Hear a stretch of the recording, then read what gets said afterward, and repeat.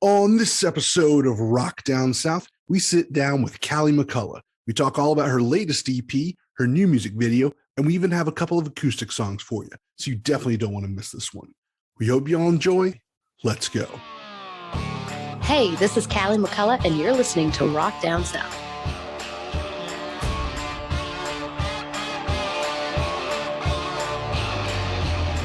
Welcome to another exciting episode of Rock Down South, your home for rock and country music. Today, we talk with the wonderful and super talented Callie McCullough. She's a really awesome country artist who's on the rise, who has a new EP out called After Midnight and a brand new music video for her song 3/4 Time. We talk all about those and get into a bit about her background, as well as some really hilarious stories that she shares. This is a pretty fun episode that I think y'all will like. Plus, we got a couple of live acoustic songs for you guys a little bit later on. So without further ado, here's the show. What's up, Callie? How you doing today? I'm doing great, Mark. How are you? I am doing fantastic. Thank you so much for jumping on today. I really appreciate it. Absolutely. I'm super excited to chat with you guys. Yeah. Let's just jump into it. Glad to have you here, and let's get into a little bit about you. I think you're originally from Ontario, right? That's right. Ontario, Canada, just right above Michigan, a little hometown called Stratford, Ontario. But really, I grew up basically out in the cornfields. Very, very much a rural upbringing. And then, started traveling all over Canada and the United States and Europe as I got out on the road. But Nashville's been home for about 8 years now. Oh, wow. So you're one of the Canadian artists that actually moved down to Nashville to pursue everything. That's cool. Yeah, I mean, I had been out on the road in a few different bands, traveling pretty extensively, and had first moved to California, but Nashville was always the goal. And so when the last band folded, I kind of put all my stuff in the station wagon and was like, I'm going to write songs full time and I'm going to figure this out. And I also was really into traditional country and roots music and bluegrass music. So part of me was chasing down those sounds that, I couldn't find growing up in Canada, that we don't have a lot of bluegrass bands. Mm-hmm. So I was really attracted, not just to the industry hub, but to the whole musical environment of some of the more traditional roots music that I was finding here, because I had been back and forth for a number of years. So I was really excited to finally land here and call it home and dig in.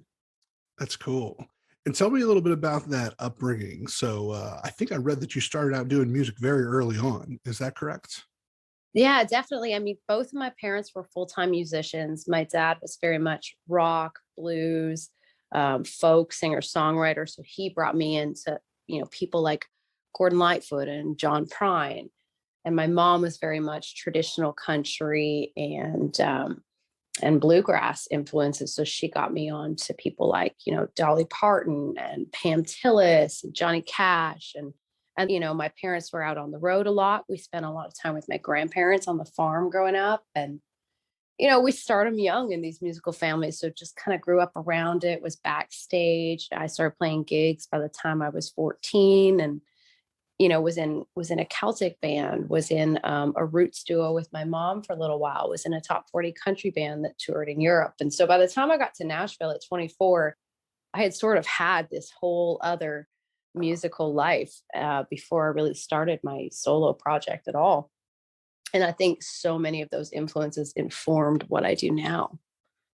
That's interesting, especially talking about some of these other influences, because your sound, like you mentioned, has a little bit of that bluegrass and traditional country sound. Is that what you're really striving for with this solo project? Because I know it sounds like you've probably done a lot of different stuff. I think for me, I didn't know exactly what I was trying to get to. I really wanted to bring the songs to life in the way that each song felt like it needed to come to life. And so with this record, each song sort of had its own treatment, but I'm very much attracted to acoustic instrumentation. I think this project, I was really striving for that roots acoustic sound. And, we're starting to work on the next project now, and it looks a little bit different, but still very much I try to stay out of pop country as if my life depends on it, you know? And it's also what it is for me is I just want to make something that I love, that I really stand behind, and we'll figure out what tiny little genre box the industry wants to put it in later. I'm less about dealing with that and more about making things that I think is cool. And so, yeah, with this one, it really did come out that way. But you can hear there's a little bit of Celtic lilty influences and even some Parisian sounds, and then some really folky stuff, and then some super traditional country. So, within the realm of folk music, bluegrass music, traditional country music, roots music, and Celtic music, I've really run a big gamut. But when it comes to things like blues and rock and pop, I know almost nothing about. Yeah, because I listened to the EP and I enjoyed it. And I think one of the songs that stood out for me, now that you're saying the Celtic sound, is it's coming to mind, is the Feathers song. I really like that one. I think there was that quick drum beat that I That feel train like, beat, yeah, yeah, yeah, and then the fiddles and everything. absolutely, yeah. That was a real fun one, and that was such an interesting tune because it was right before we went in to cut the record. And I was sitting down with my good buddy Ryan Sorstad, and I was like, "Yeah, I have this idea, and I want to write something." It wasn't even the subject, but it was the vibe I wanted to write, and it spilled out really quickly in a couple hours, and we got to really go in and make something kind of almost to that creepy like Edgar Allan Poe vibe to it. So yeah, we really had a good time with that one. Yeah, that song's really fun. It kind of hit me upside the head with how different it was from some of the other songs on there. I was like, oh, wow, I wasn't expecting that. That's cool. Yeah, she's got some angst hiding in there. She let it come out that one song. I feel like that song could be like turned into like a real big live rock song, really, when you play it live. Yeah, I think live, but that one's really fun. I mean, I tend to not do it until we have, if I'm out playing solo, but if we're out with the band, I like to pull that one out because it really comes to life with that fiddle and dobro. And, we really need that drum train beat on it. Well, let's talk about the latest music video that you put out in single. Yeah, Yeah, let's talk about that one. And that one, I believe, is called Three Quarter Time. that's right. So tell us a little bit about that one. I know you kind of mentioned having an idea about pop country, and I think you may have touched on that in the message of the song, right? Yeah, I mean, three-quarter time for me is that song is very much the story of this album. It is the story of how I made this record. It's the story of how I feel about music and Nashville. And it really tells a story of my first few years in Nashville. Really, there's a struggle of musicians coming here. We're playing for tips downtown. And at the time, and this was, that song was written, I want to say in 2015. And the tide was just so turned to the bro country music. It was just the broiest it had ever been. 2015, yeah, definitely. Yeah, it was the broiest it's ever been. And I land here with my ideas, in 2013, maybe, with all my grand ideas of, traditional country music and bluegrass and these ballads and these roots. And I'm playing downtown for tips, in, the George Jones Museum. And we're turning over the tip jar at the end of the night. They're sending us, 30 shots of whiskey, and, out comes a nickel and 4 pennies out of the tip jar. So 9 cents, not a dime. And I'm going, man, this is wild. And, having passed on some almost deals and some almost managers and some, recording projects, and really fighting to get my vision for my music heard, that I wanted to, record songs that I loved and record them in a way that I loved the sound of, as opposed to, having something rammed down my throat that was constantly like, well, if you want to make it, these are the songs and these are the sounds. This is what's selling. This is what you do. And I'm going, I ain't doing it because I don't think it's good. And so three-quarter time is a little bit tongue in cheek, and it's the story of all of that. And it kind of came off like a bonus track on the record, but right near the tail end of the run of this record, we were nominated for Roots Album of the Year in Canada, and a bunch of other cool stuff happened. I thought, I've always wanted to make a really tongue-in-cheek video for this song. Now's my time. So we got to do it. We brought it to life in a honky tonk with the full band and just the whole scene that is playing downtown Nashville, which I think is a novelty that we have here. It's not something you see every day, but musicians in Nashville are playing for your tips. They get paid almost nothing. And we're down there for 4 hours straight, grinding it out, taking requests. And that's something we really only have here. You're walking the tip jar around, multiple times a night. And so we wanted to bring together some caricatures, like some bro pop guys and some hipster guys, and your skeezy manager trying to sign your Pop Tart, and your frat boys partying at the bar. And don't we all know there's never not a bachelorette party in a bar in Nashville? And so bring it together and just poke fun at it and really show, how much you got this incredible 6-piece band and nobody's listening and you're walking around for tips. And so we're just making fun. We're just having fun with it. But I'm so proud of the video. It worked with my good friend Ryan Nolan as the director.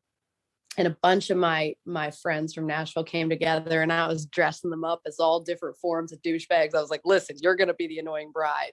You're going to be the annoying. And we just had a blast doing it.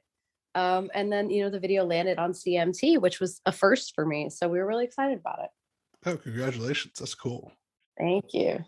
And then I like the end of the video where the music stops and then it just keeps going, where you guys are turning over the bucket to finding a little bit of change. It's a true story, man. Outcomes. We did it. We were like, we're going to have exactly 9 cents come out, because that's actually when I got the idea for the song, was when I turned over the 9-cent tip jar.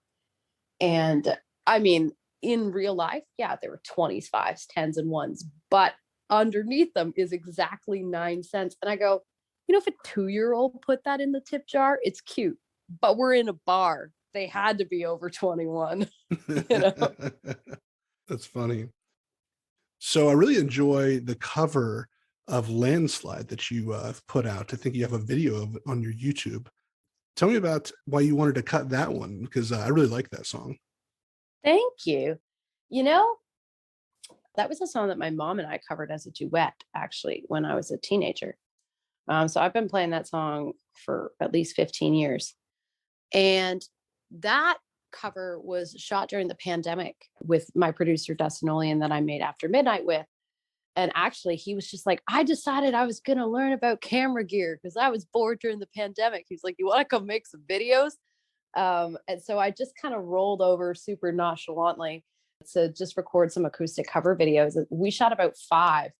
And that one just came out really well. But it was a song I've been covering for a lot of years. And I think at every turn in my life, Landslide is such an example and a testament to Stevie Nicks' great songwriting, is that song has meant something different to me at every turn that I've sang it. And I think it means a lot of different things to a lot of different people. It's a truly great song. So it's a song that I often will open cover shows with, or even shows on the road. And so I've just been doing it for a long time. And it sort of has developed into my own little version. So it was fun to just whip it up onto the internet. Pandemic times, got to keep yourself amused. That's right. And I enjoyed that version of it. And your voice is really suited for that song. I like it. Thank you. So speaking of performances, what is the worst show that you've ever played? Maybe it was a bad performance you had, a bad crowd, a small crowd, or maybe just a weird venue. And you kind of already gave us one with very strange tips. Oh my God. I mean, I'm going to have to pull this together really quickly in my mind, because there's a flash of a few things running by. Oh God, what can I do? Here's the thing, is which one can I say and not get canceled, in cancel culture. I remember specifically playing a writer's round in Nashville, actually, with one of my good friends.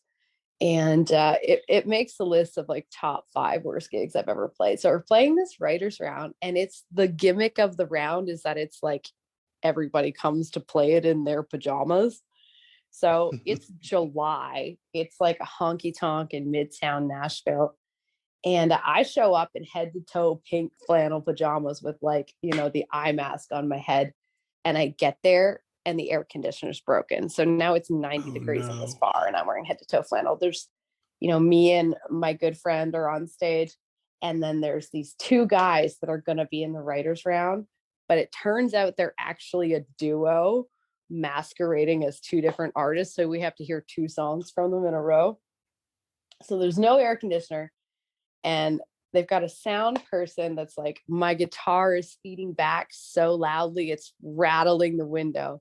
and the sound person just cannot seem to get it figured out. And then this duo has all of these songs that are just like the most vulgar, aggressive, like ratchet bro pop. And the guy is wearing this Santa Claus onesie, and he's making these like really rapey faces while he plays guitar. And their volume is about 5 times as loud as me and the other girl. And it's just like, and we went down to the bar and saw the girl, and their name had something to do with like blah blah degenerates or something. And I was like, yeah, well, at least it's accurate. And we would have 2 songs in a row. And this, I mean, it sounds so bad when I say this out loud, right? But I could not keep a straight face. There's maybe 20 people in this bar. Everybody's melting.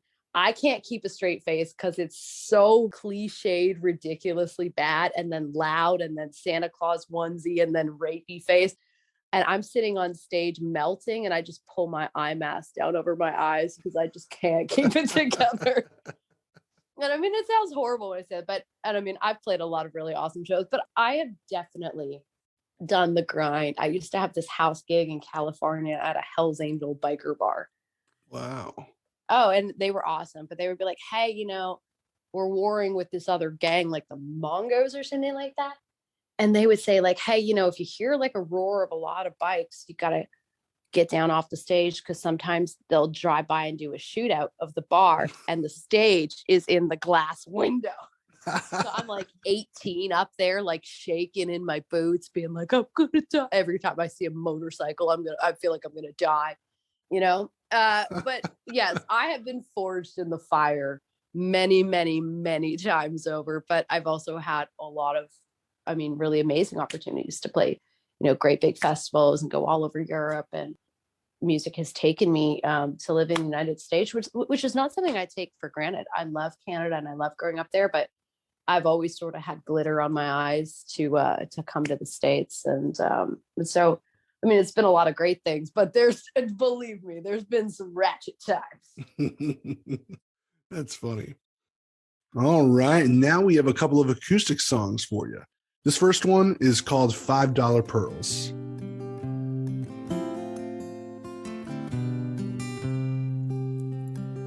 I know I'm wild. I tried to tame it. I'm not your style. I tried to change it. Was it crazy to take a chance on me? And from the start, was it never meant to be?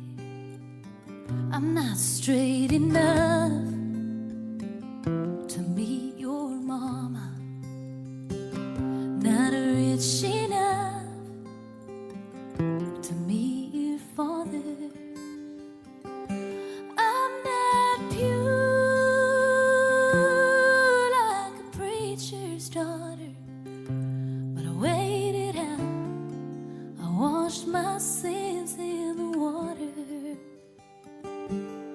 I've tried everything that I could see to make you love a girl like me. I'm never gonna fit into your world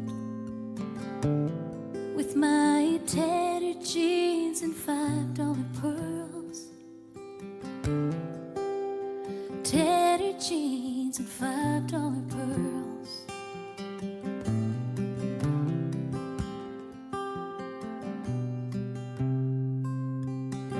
Put on that dress and cut my hair. Tried to pretend that I'd belong there. Just a pretty face fading into the crowd, but we both know I'm just a little too loud. And I've tried everything that I could see to make you love a girl like me. I'm never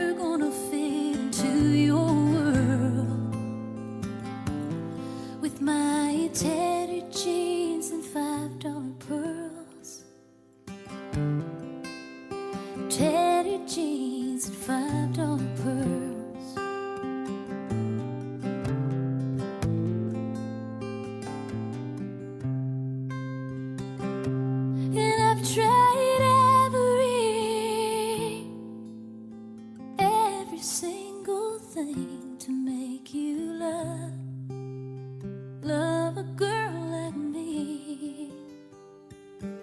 Well, I've tried everything that I could see to make you love a girl like me. I'm never gonna fit into your world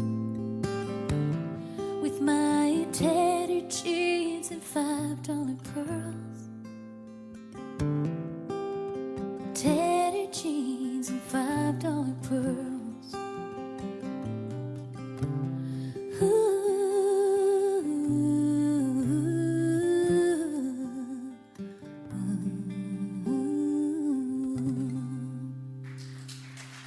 Oh man, that was a really great song. I like that one a lot.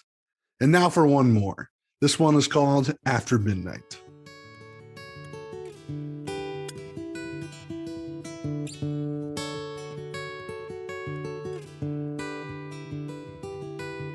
Candlelight flickers on the bedroom wall, and the red wine buzz don't hurt at all. After midnight, you know I can't get your blue eyes out of my head, and I can still feel you on that side of the bed. After midnight, every time I close my eyes, I say a little prayer to fall asleep and dream a dream, and you would meet me there. Meet me after midnight. Meet me after midnight. We can make a moment in the streetlight glow, go dance like fools on a cobblestone road.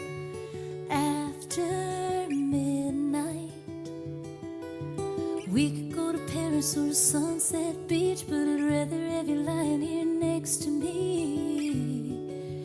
After midnight, every time I close my eyes, I say a little prayer to fall asleep and dream a dream, and you would meet me there. Meet me after midnight. Meet me after midnight.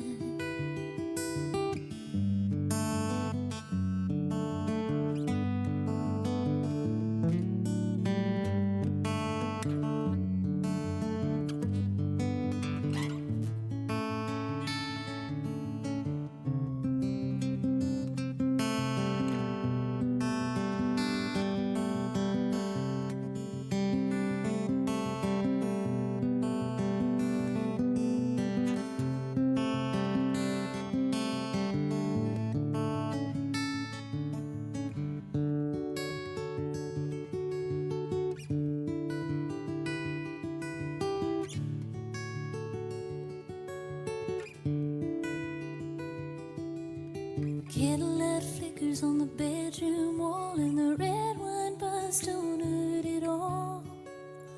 After midnight, meet me after midnight. Meet me after midnight.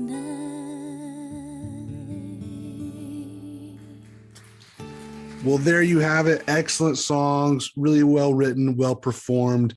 I mean, she really knows how to suck you in and get you hooked on every single word and note she sings. Hopefully you guys enjoyed them as well. Now, let's get back to the interview. So these next questions are what we close with and ask everyone. All right. So first question, what would you tell your 21-year-old self? Don't go to college. Don't go to college? Any more Yeah, behind but that? really, I guess like that's like an 18-year-old self. Don't go to college. 21-year-old self. What would I tell my 21-year-old self? Listen less to other people. Good answer. Next question. What are you drinking lately? If you don't drink alcohol, it could be anything refreshing you like to drink. I'm obsessed with the tall glass bottles of Pellegrino. Hmm. Like I don't like it as much in the can, and I don't like it from the plastic bottle, but I just buy cases of glass bottles of Pellegrino because it feels like you're opening a bottle of wine. Feels classy. So that's my new thing. So as you know, this is Rock Down South. So what is something, or maybe a couple things that come to mind, that you love about the South? What I love about the South, Mexican food. We do not have Mexican food like this in Canada. Mexican food is my favorite thing about the South, and lack of snow, because I grew up in a place called the Snow Belt of Canada. I live in the Bible Belt of the United States in Nashville, but I grew up in the Snow Belt of Canada. So I love that we don't have much snow, if any, at all. Don't have much down here. Well, thank you so much, Callie, for being a part of the show today. Where can people find and connect with you online? Yeah, I mean, we've got the record is called After Midnight. It is out everywhere music is sold. So Spotify, Amazon, Apple Music, all that good stuff. You can check me out on social media. I've got Facebook, Twitter, Instagram, TikTok, all that crap. And it's at Callie MC Music. And then, of course, my website is www.calliemccullough.com. And that's where we're going to be announcing all of our late summer and fall tour dates very soon. So we may be coming to a city near you. And you can check it out all on calliemccullough.com. All right. And anything else you have going on in the works that people should know about? I'm getting back in the studio this summer, and we're going to be working on the next couple singles and starting to work on a new record in the fall. So very excited about that, hitting the road in the fall. And other than that, I really just hang out with my cat. I got to tell you. Thank you so much for listening to the show today. Hope y'all enjoyed this episode. I had a really great time chatting with Callie. She's an absolute breath of fresh air to the country music scene. And of course, super talented and surprisingly hilarious to talk with. Really looking forward to hearing more music from her in the future and seeing some live shows. So make sure you go follow Callie on all of her social media pages and check out her latest music video for 3/4 Time and give her latest EP, After Midnight, a listen. Check all our content at rockdownsouth.com and follow us on Instagram, Facebook, and Twitter for the latest updates. And as always, the views and opinions expressed by our guests are theirs and don't necessarily reflect our own. I'm Mark, and you've been listening to Rock Down South. See y'all next time.